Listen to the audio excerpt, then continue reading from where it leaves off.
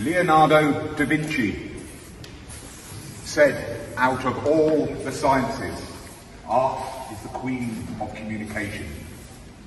And now, more than ever in this day and age, communication of the truth and of the experience of humanity during these times of catastrophic climate change is needed now more than ever.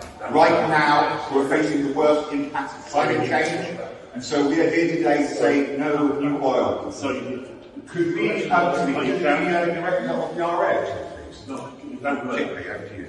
You can't. Sorry, you can't. Climate activists with the organization Just Stop Oil are continuing their recent trend of demonstrators gluing their hands to major pieces of art in an effort to stop new fossil fuel projects. But let's get a few details straight first, because as a Leonardo da Vinci stan, I was quite upset by the headlines here. I've covered a few of the climate activist stunts before, most recently the cake that was thrown at the Mona Lisa, so when I saw that people had glued themselves to one of the most precious pieces of artwork the world has ever known, I was initially a little upset.